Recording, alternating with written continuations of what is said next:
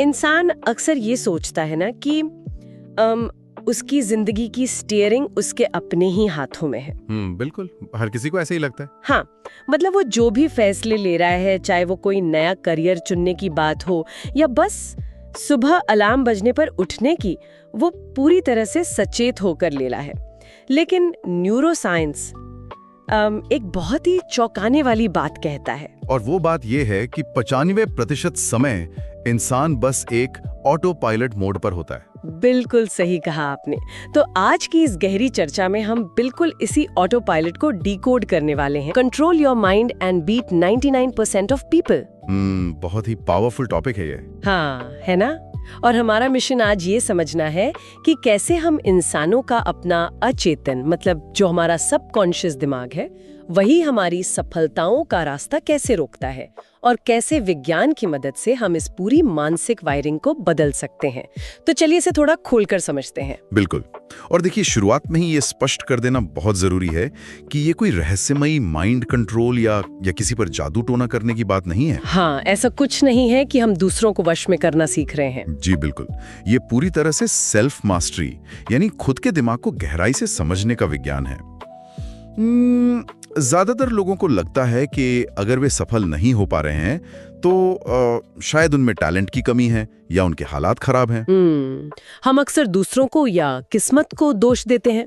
सही बात है, लेकिन सच्चाई ये है कि उनकी असफलता के पीछे उनकी पुरानी मानसिक प्रोग्रामिंग है, उनके पुराने डर और कुछ ऐसी आदतें हैं जिन्हें उन्होंने कभी सचेत रूप से चुना ही नहीं था। जो लोग इस खेल को समझ लेते हैं ना, वे भारी बाधाओं के बावजूद सफल होते हैं। तो चलिए शुरुआत इसी बात से करते हैं कि आखिर ये प्रोग्रामिंग आई कहाँ से। अगर कोई इंसान सफल होना चाहता है, आगे बढ़ना चाहता है, तो उसका खुद का दिमाग ही उसे क्यों रोक रहा है? मतलब ये तो कुछ ऐसा हुआ कि हम एक्सीलरेटर दबा रहे हैं, लेकिन हमारी ही कार का इंजन हम पे ब्रेक लगा रहा है। ये बहुत ही सटीक सवाल है और इसका जवाब हमारे विकासवाद यानी एवोल्यूशन के इतिहास में छिपा है। लाखों सालों के एवोल्यूशन ने हमारे दिमाग को सफल होने या पैसे कमाने या कोई बड़ा लक्ष्य हासिल करने के लिए डिजाइन किया ही नहीं है। अच्छा, तो फिर किस लिए डिजाइन किया है? इसका इकलौता मकसद सिर्फ और सिर्फ इंसान को जिंदा रखना है। सर्वाइवल ही इसका एकमात्र लक्ष्य है। जिंदा रखना मतलब अगर कोई इंसान कोई बहुत बड़ा गोल अचीव करना चाहता है तो दिमाग के एजेंडे में वो बात दूर दूर तक है ही नहीं। बिल्कुल नहीं। आदिमानव के समय से ही हमारा दिमाग 3 मुख्य नियमों पर काम करता आ रहा है। पहला, खतरे से बचना। दूसरा, ऊर्जा बचाना। और तीसरा, तुरंत इनाम पाना। मतलब जो इन 3 नियमों का पालन करते थे वे ही जंगलों में जिंदा बचते थे। एकदम सही।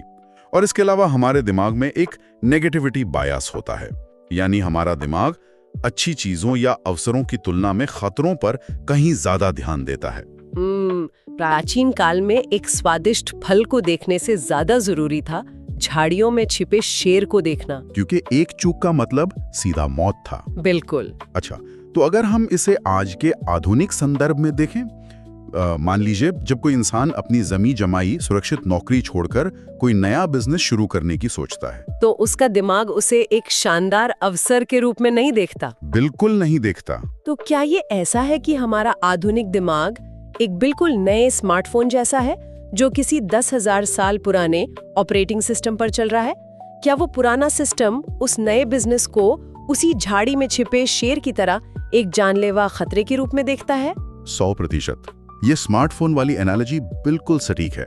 जब भी कोई अनिश्चितता या बदलाव सामने आता है, दिमाग तुरंत खतरे की घंटी बजा देता है। वो शारीरिक रूप से एंजाइटी और डर के सिग्नल भेजने लगता है, ताकि इंसान अपनी कंफर्ट जोन में या उस सुरक्षित जगह में वापस लौट आए। हाँ, और यहीं से वो ऊर्जा बचाने वाला नियम भी जुड़ जाता है। अक्सर लोग खुद को कोसते हैं कि यार मैं बहुत आलसी हूँ। वे कोई ज्ञानवर्धक किताब पढ़ने के बजाय बस घंटों सोशल मीडिया पर बिना सोचे समझे स्क्रॉल करते रहते हैं। ये तो आज की बहुत बड़ी समस्या है ना? लेकिन वैज्ञानिक नजरिए से वो आलसी नहीं है। उनका दिमाग सिर्फ ऊर्जा बचाने और डोपामाइन के रूप में तुरंत इनाम पाने के उस आदिमानव वाले नियम का पालन कर रहा है।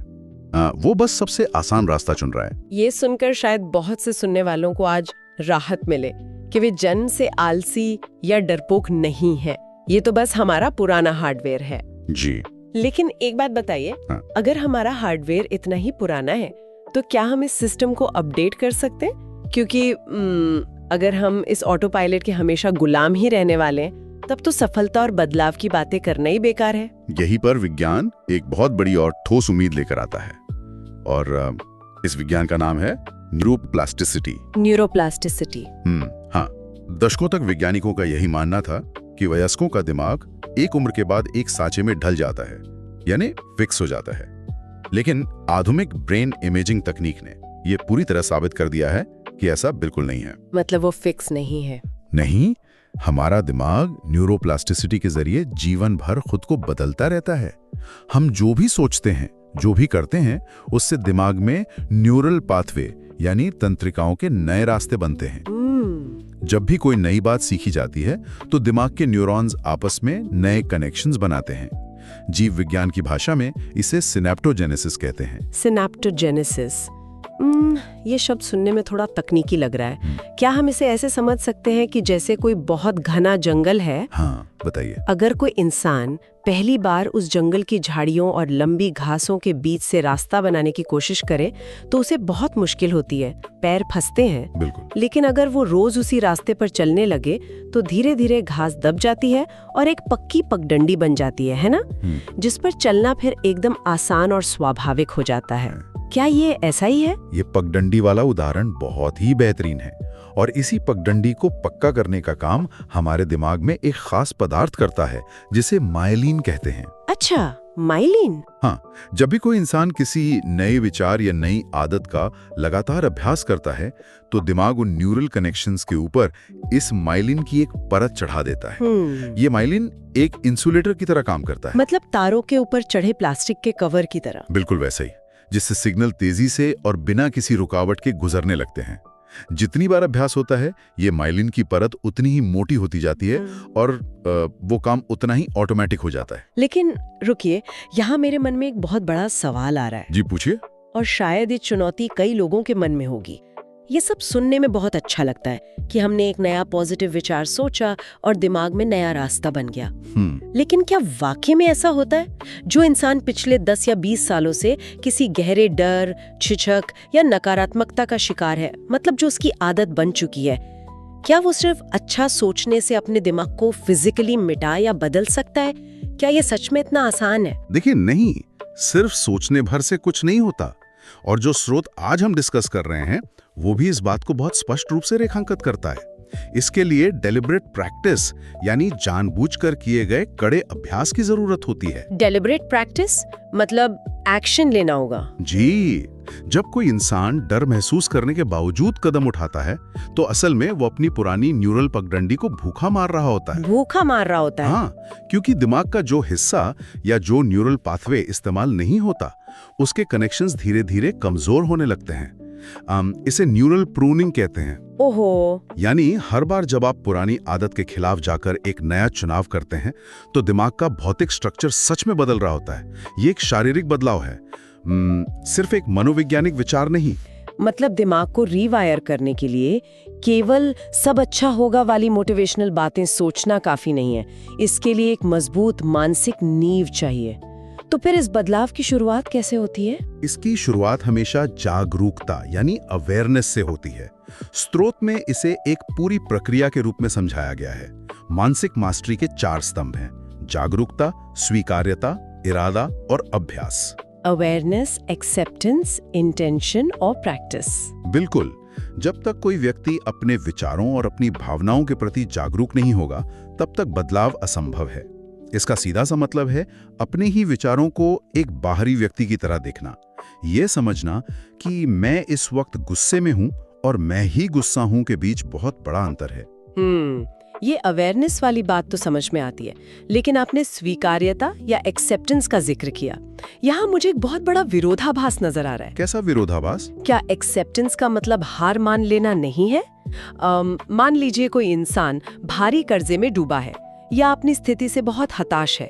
अगर वो अपनी उस बुरी स्थिति को पूरी तरह स्वीकार कर ले तो वो आगे बढ़ने की या उसे बाहर निकलने की कोशिश ही क्यों करेगा? ये एक बहुत ही आम और गहरी गलतफहमी है। स्वीकार्यता का मतलब परिस्थितियों के सामने घुटने टेकना या प्रयास छोड़ देना बिल्कुल नहीं है। मनोविज्ञान का एक बहुत ही महत्वपूर्ण नियम है कि जिस चीज का हम विरोध करते हैं वो बनी रहती है। What you resist persists. जो हम रेजिस्ट करते हैं वो बना रहता है। हाँ, जब कोई व्यक्ति अपनी नकारात्मक भावनाओं या अपनी बुरी स्थिति से लगातार लड़ने में अपनी मानसिक ऊर्जा बर्बाद करता है, तो वो असल में उन भावनाओं को और ज्यादा मजबूत कर रहा होता है। तो फिर स्वीकार करने का वैज्ञानिक मतलब क्या हुआ? इसका मतलब है स्थिति को बिना जज किए सिर्फ ऑब्जर्व करना। ये मान लेना कि हाँ, मैं इस वक्त डर महसूस कर रहा हूं, या हाँ, ये स्थिति इस वक्त खराब है, बिना खुद को कोसे हुए। बिल्कुल। ये स्वीकार्यता इंसान को उस भावना के चंगुल से तुरंत आजाद कर देती है। डर को स्वीकार किया जाता है और फिर एक नया इरादा बनाया जाता है कि इस डर के बावजूद मुझे आगे बढ़ना है। अरे वाह, ये नजरिया तो पूरी कहानी ही बदल देता है। मतलब भावनाएं, डर, एंजाइटी, ये कोई दुश्मन नहीं है जिनसे हमें लड़ना है, ये तो सिर्फ कुछ सिग्नल्स हैं। सही कहा। इसी संदर्भ में स्रोत कुछ ऐसे छिपे हुए पैटर्न्स की बात भी करता है जो अक्सर लोगों को रोकते हैं। जैसे एक है रिएक्टिव थिंकिंग। जी, रिएक्टिव थिंकिंग वो स्थिति है जहां लोग बाहरी परिस्थितियों या दूसरे लोगों के व्यवहार के हिसाब से खुश या दुखी होते हैं। वे हर चीज पर सिर्फ प्रतिक्रिया देते हैं। मतलब रिमोट कंट्रोल दूसरों के हाथ में है। बिल्कुल। इसके बजाय जो लोग मानसिक रूप से मजबूत होते हैं, वे इंटरनल लोकस ऑफ कंट्रोल विकसित करते हैं। यानी वे ये मानकर चलते हैं कि बाहरी परिस्थितियां उनके कंट्रोल में नहीं हैं, लेकिन उन परिस्थितियों पर उनकी अपनी प्रतिक्रिया पूरी तरह से उनके कंट्रोल में है। और एक और बड़ा पैटर्न है जिसने मुझे सोचने पर मजबूर कर दिया, परफेक्शनिस्ट पैरालिसिस।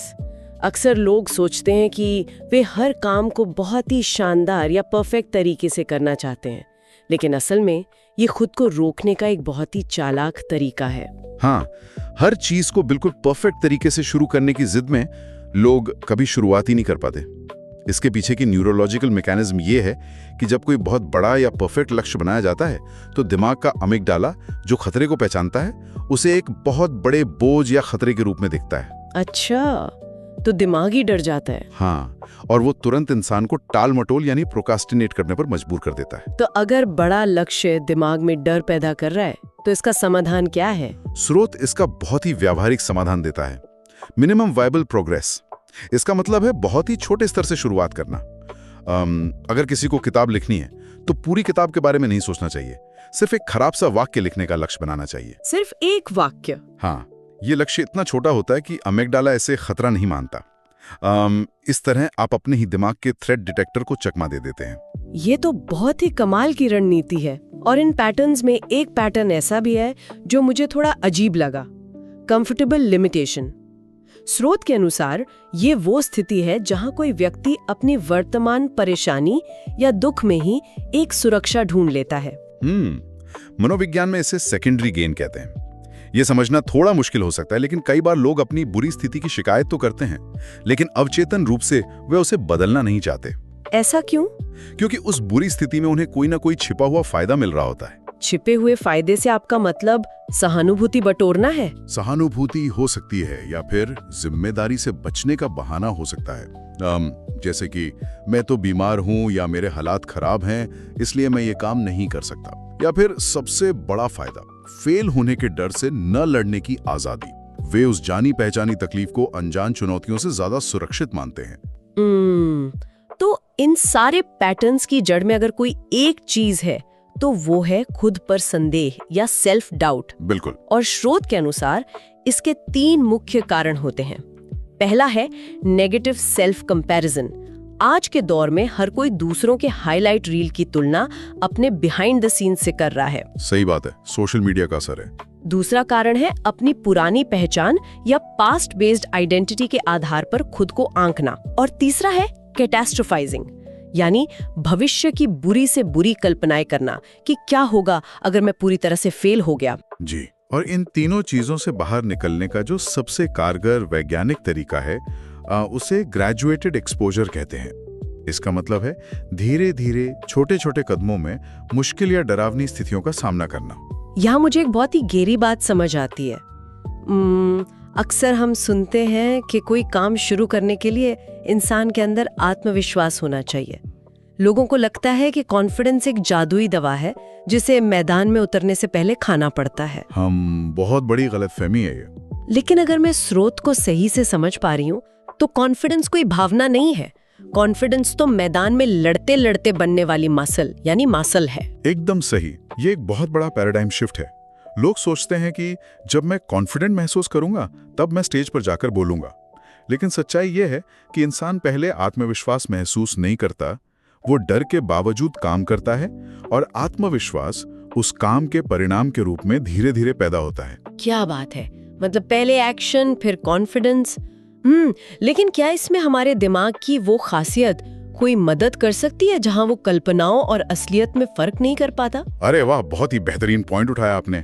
न्यूरोसाइंस ये साबित कर चुका है कि हमारा दिमाग किसी वास्तविक अनुभव और बहुत ही गहराई से की गई कल्पना यानी विविड इमेजिनेशन के बीच फर्क नहीं कर पाता। अच्छा। हाँ, जब कोई एथलीट मानसिक रूप से अपने खेल की रिहर्सल करता है तो उसके दिमाग में ठीक वही न्यूरल पाथवे बनते हैं जो असल में खेलने से बनते हैं।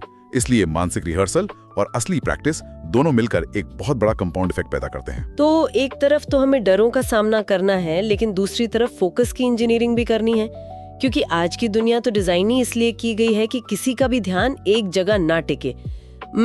स्रोत में एक टर्म है अटेंशन रेजिड्यू। ये आज के समय की बहुत बड़ी समस्या लगती है मुझे। बिल्कुल, अटेंशन रेजिड्यू को हम एक आम उदाहरण से समझ सकते हैं। मान लीजिए कोई इंसान बहुत ध्यान से कोई महत्वपूर्ण काम कर रहा है और बीच में वो सिर्फ 2 सेकंड के लिए अपना व्हाट्सएप चेक कर लेता है। अब जब वो वापस अपने काम पर आता है तो उसे लगता है कि उसका ध्यान पूरी तरह से काम पर लौट आया है। लेकिन वैज्ञानिक रूप से ऐसा नहीं होता। जी नहीं, ध्यान का एक छोटा सा हिस्सा एक भूत की तरह अभी भी उस व्हाट्सएप चैट के बारे में सोच रहा होता है। ओहो, मतलब वो व्हाट्सएप मैसेज दिमाग में अटका रहता है। बिल्कुल, इसी बचे हुए ध्यान को अटेंशन रेजिड्यू कहते हैं।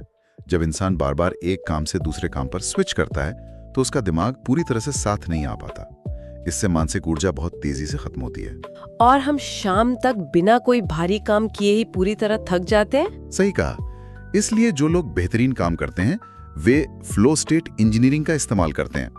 वे एक ऐसा माहौल बनाते हैं जहां वे बिना किसी रुकावट के गहराई से काम कर सकें। वो अपने ध्यान के खुद सीईओ बन जाते हैं, जिसे स्रोत मेटा अटेंशन कहता है। फोकस और आत्मविश्वास हासिल करने के बाद अपनी मंजिल तक पहुंचने के लिए एक ऐसे इंजन की जरूरत होती है जो बिना थके चलता रहे, और वो इंजन है असली डिसिप्लिन, अनुशासन। लेकिन यहाँ मुझे एक बात ने चौंका दिया। बचपन से हमें सिखाया जाता है कि डिसिप्लिन के लिए बहुत सारी विल पावर यानी इच्छा शक्ति चाहिए, लेकिन स्रोत कहता है कि डिसिप्लिन विल पावर से नहीं आता। तो अगर विल पावर एक बैटरी की तरह खत्म हो जाती है तो ये जो बहुत ज्यादा अनुशासित लोग होते हैं, क्या उनके पास कोई एक्स्ट्रा लार्ज बैटरी होती है? नहीं, यही तो सबसे बड़ा भ्रम है। अनुशासित लोगों के पास कोई असीम इच्छा शक्ति नहीं होती। सच्चाई ये है कि वे अपनी इच्छा शक्ति का इस्तेमाल ही कम से कम करते हैं। असली डिसिप्लिन कोई जादुई ताकत नहीं है, बल्कि ये सिस्टम्स और आदतों का विज्ञान है। वे एनवायरमेंटल डिजाइन पर भरोसा करते हैं। एनवायरमेंटल डिजाइन, क्या इसे हम ऐसे समझ सकते हैं कि जैसे सिर्फ विल पावर के भरोसे रहना अपनी सांस रोक कर रखने जैसा है? आखिरकार आपको सांस छोड़नी ही पड़ेगी। हाँ, बिल्कुल। तो क्या एनवायरमेंटल डिजाइन का मतलब खुद को स्कूबा गियर पहनाना है ताकि सही फैसले लेना सबसे आसान रास्ता बन जाए? ये स्कूबा गियर वाली एनालॉजी बिल्कुल परफेक्ट है। एनवायरमेंटल डिजाइन का मतलब ही यही है कि आसपास के माहौल को ऐसा ढाल दिया जाए कि सही विकल्प चुनना आसान हो। उदाहरण के लिए, अगर किसी को जंक फूड छोड़ना है तो हर बार फ्रिज खोलकर विल पावर का इस्तेमाल करने के बजाय वो जंक फूड को घर में लाना ही बंद कर दे। मतलब प्रलोभन को ही हटा दें। सुबह 7 बजे अपने कमरे में कसरत करूंगा, सोचना ज्यादा कारगर है। और हैबिट स्टैकिंग का मतलब है अपनी किसी पुरानी आदत के साथ एक नई आदत को जोड़ देना। जैसे अगर रोज सुबह उठकर चाय पीने की आदत है तो उसके साथ ये जोड़ लें कि जब मैं चाय पी रही होंगी तब मैं आज के 3 लक्ष्य लिखूंगी। एकदम सही। यहाँ पुरानी आदत नई आदत के लिए एक ट्रिगर बन जाती है, और जब ये आदतें जुड़ती हैं तो यहीं से कंपाउंड इफेक्ट या 1% रूल काम करना शुरू कर देता है। 1% रूल। हाँ, अक्सर लोग रातों रात बदलाव चाहते हैं, लेकिन गणित के आधार पर अगर कोई हर दिन केवल 1% बेहतर होता है तो 1 साल में वो 37 गुना बेहतर बन जाता है। इंटेंसिटी से ज्यादा कंसिस्टेंसी जरूरी है। Consistency over intensity. और अगर हम इस पूरी बात को एक बड़ी तस्वीर से जोड़कर देखें तो ये पूरा डिसिप्लिन वास्तव में आइडेंटिटी का खेल है। हर बार जब कोई इंसान मुश्किल के बावजूद सही चुनाव करता है तो वो बस एक काम नहीं कर रहा होता। असल में वो अपनी एक नई आइडेंटिटी के लिए एक वोट डाल रहा होता है। वाह, मतलब हर एक्शन एक वोट है। जी, इसी से स्ट्रेटेजिक थिंकिंग विकसित होती है, वर्तमान की कीमत पर भविष्य के लिए योजना बनाना। क्या बात है। तो अगर हम इस पूरी गहरी चर्चा को समेटें तो हमने देखा कि कैसे हमारे दिमाग का प्राचीन सर्वाइवल सिस्टम आधुनिक सफलताओं को रोकता है, लेकिन न्यूरोप्लास्टिसिटी की मदद से डेलिब्रेट प्रैक्टिस करके हम इसे भौतिक रूप से रीवायर कर सकते हैं। बिल्कुल, और हमने मानसिक मास्टरी के 4 स्तंभ भी समझे: जागरूकता, स्वीकार्यता, इरादा और अभ्यास। हाँ, और ये भी जाना कि फोकस का दुश्मन अटेंशन रेजिड्यू है और कैसे सिस्टम्स और आदतों का 1% रूल विल पावर से कहीं ज्यादा शक्तिशाली है। और सबसे अहम बात जो सुनने वालों को याद रखनी चाहिए वो ये है कि ज्ञान तब तक व्यर्थ है जब तक उसका प्रयोग ना हो। सुनने वालों को जानकारी के सिर्फ कंज्यूमर बनकर नहीं रहना है, परिणामों का प्रोड्यूसर बनना है। यानी इम्परफेक्ट एक्शन से ही सही, बस शुरुआत करनी है। जी हाँ, तो इस चर्चा का अंत करते हुए मैं एक गहरे सवाल के साथ श्रोताओं को छोड़ना चाहूंगी। अगर हर छोटा एक्शन या चुनाव एक नई पहचान के लिए डाला गया वोट है, तो विचार करने वाली बात यह है कि आज के आपके सामान्य और डिफॉल्ट एक्शंस किस तरह के व्यक्ति को जिताने के लिए वोट कर रहे हैं? क्या वो सच में वही व्यक्ति है जिसे भविष्य में एक आदर्श माना जा सकता है? इस पर जरूर सोचिएगा।